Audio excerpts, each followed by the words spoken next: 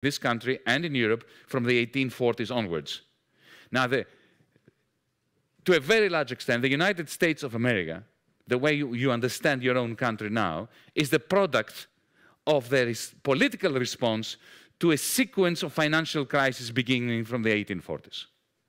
Even the creation of the Federal Reserve in the beginning of the 20th century was a result of J.P. Morgan saying, I've had enough of bailing out my mates. Let's create a Federal Reserve that is going to be doing the job. And of course, he created it. And it was all stitched up amongst the bankers. Think of all the great institutions of this country, like Social Security, food stamps. They're the result of 1929. It's what brought this nation together, what created the United States of America the way you understand it. It's a sequence of financial collapses that puts together nations and polities and democratic processes. So let me go back to the beginning. We used to have one sphere of power. It was political, economic, cultural, military. Power had many different facets, but it was one sphere in which it emerged from. Then it separated into two spheres, the political sphere and the economic sphere. And as it did, the political sphere was increasingly democratized. Why?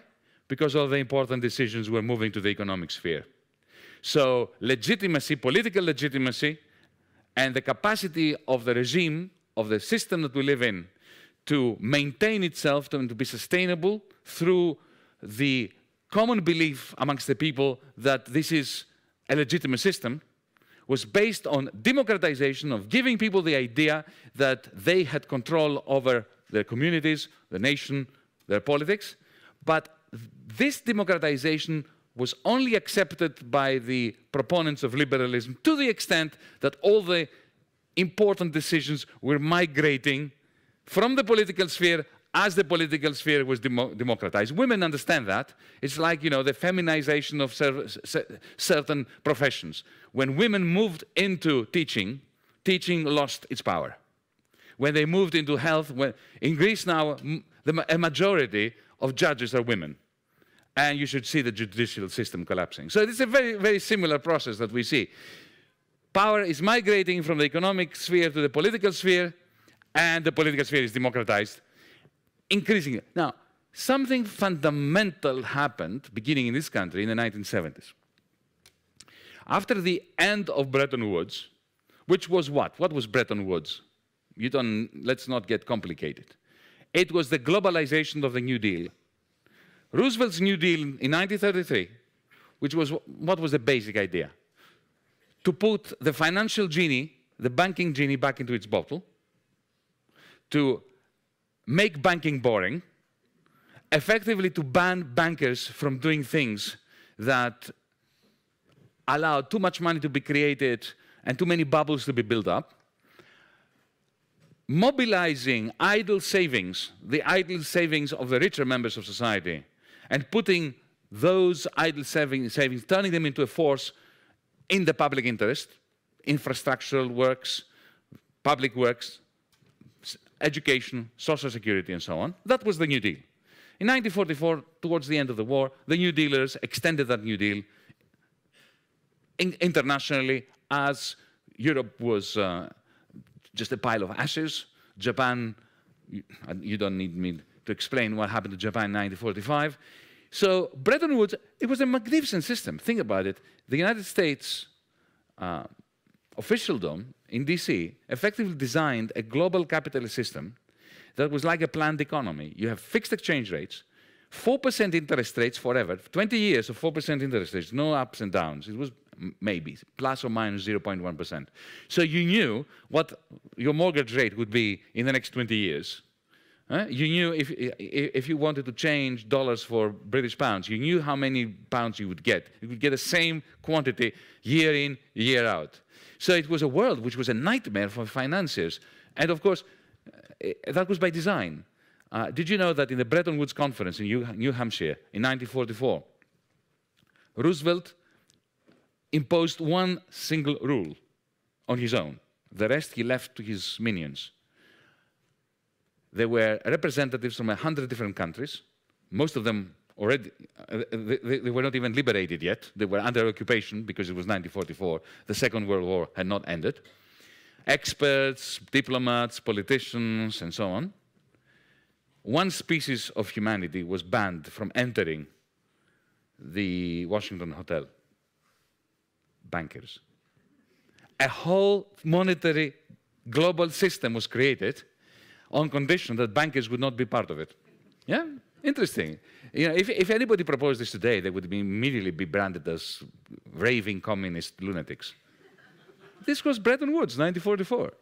You know, it's important to think back about possibilities when we think of what is possible. Well, what happened in 1944 in Bretton Woods in 1930, 1931 in this country would have been completely pie in the sky.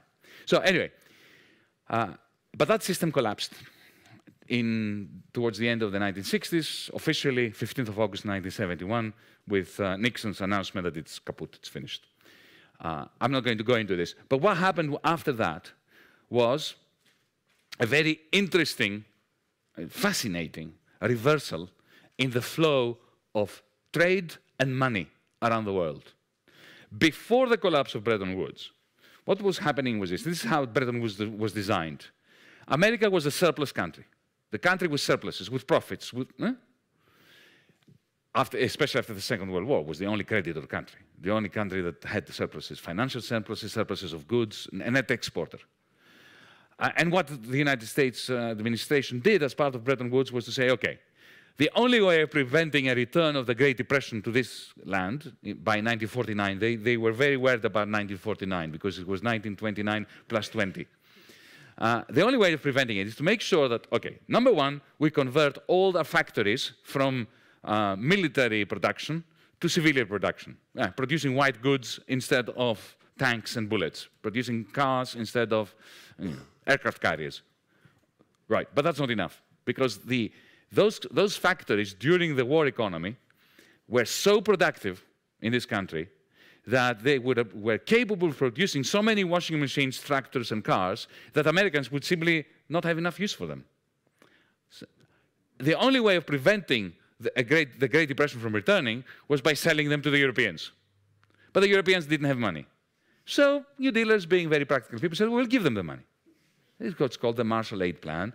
Surplus recycling. For 20 years, United States was recycling about 70% of American profits in Japan and in Europe, because this is what you do if you're a clever hegemon. What you do is you make sure that the only way that you can continue to have surpluses vis-a-vis somebody else is to finance them. Because if you don't, then they won't be able to afford to buy your stuff. Then you won't be able to have surpluses. The problem was, however, that those surpluses disappeared by the late 60s. America shifted from a surplus position to a deficit position. Both the government went in deficit and the American economy developed a trade deficit. It is fascinating that what happened after the collapse of Bretton Woods had been imagined by some smart fellows in this country. Remember Henry Kissinger? Yeah. Exactly my feelings. But he's a smart cookie, right? And in 1970, a year before the end of Bretton Woods, he was not yet Secretary of State. He was still head of the National Security Council. And of course, he's a cold warrior, geopolitical thinker. He thinks in terms of, a bit like Metternich would have in the 19th century. He comes from the same part of the world, has the same accent. So he asked all the people that were working for him the pertinent question. Now that the United States is shifting into a deficit position, we used to be a surplus, now we're going to become a deficit country. How can we maintain our global hegemony? Because it has never happened in the past. All empires, superpowers, fell once they became deficit countries or economic blocs. So he was worried about that. He didn't give a damn about economics, but he cared about power. A young man wrote a memo 3/4 of a page in reply. It was the most brilliant reply, and the one that really explains what happened between the 1970s and 2008 in the world, and of course in the United States. His answer was, it doesn't really matter whose surpluses are being recycled. What really matters to maintain in control is to be the one who is recycling other people's surpluses. Get it? We can maintain our superpower status, our hegemony, as long as we do the recycling of surpluses, even if the surpluses are not ours. Think about it. This is exactly the model that we have been living through between the 1970s and 2008. America turned into a deficit country. And now Donald Trump is complaining, oh, you know, we have a huge trade deficit with China, with Germany. We need to eliminate it.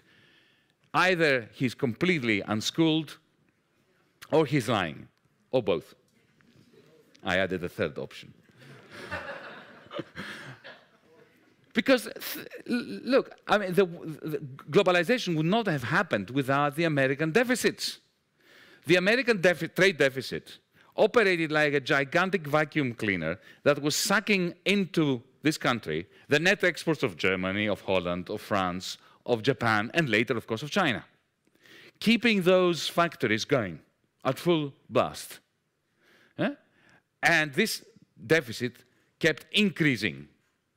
It is this increasing American trade deficit that kept globalized capitalism in rude health. Now, of course, the question then is, how was it being paid for? Because Greece had a big deficit, and look at what happened to us. Well, this is the exorbitant privilege of the United States of America.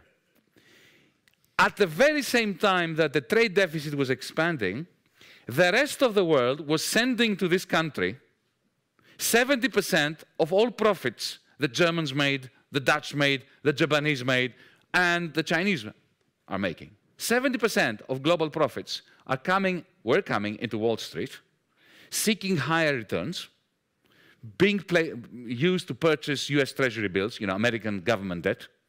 And so you had a pure recycling loop.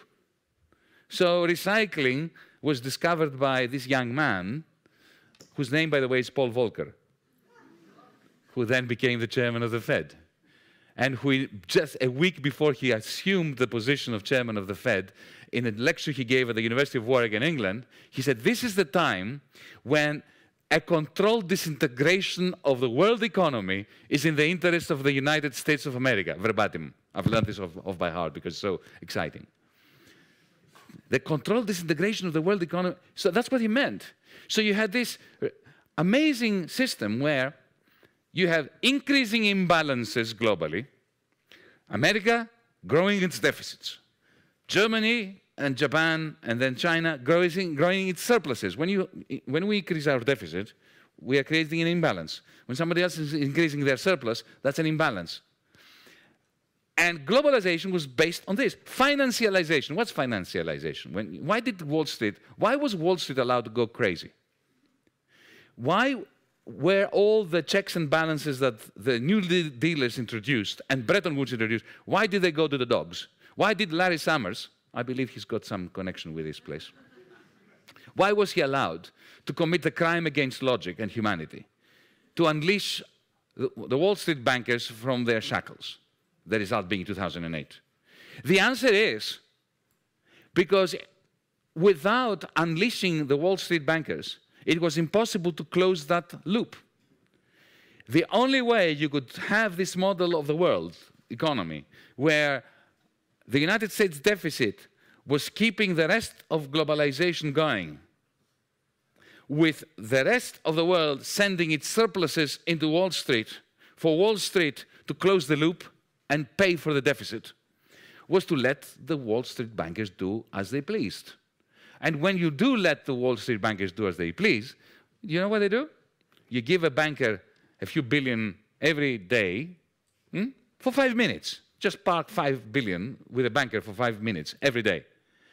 This is to invite them to create very sophisticated bets using that 5 billion every day that they are always going to win. if I were to give you 5 billion every day for 5 minutes, you would work out ways of making a load of money, and exponentially increasing load of money. Anyway, the problem is that they built so many pyramids of financialized derivatives on top of this tsunami of capital that the rest of the world was saying, that it combusted in 2008, and the result was what we're facing. So the point I'm making is that first you had the joint sphere of power, then that bisected into the political and the economic sphere. Then after the 1970s, the end of Bretton Woods, the economic sphere also divided and multiplied between the industrial sphere and the financial sphere. And all power ended up with finance. Because if you allow bankers to push their hand into the future so majestically, frequently, and without any kind of control, to bring value that has not been produced yet into the future and effectively to appropriate it themselves. And then you also say to them that they're too big to fail, and when they fail, then austerity for all is combined with socialism for the bankers. Then they have no reason why not to keep undermining capitalism again and again and again. So remember that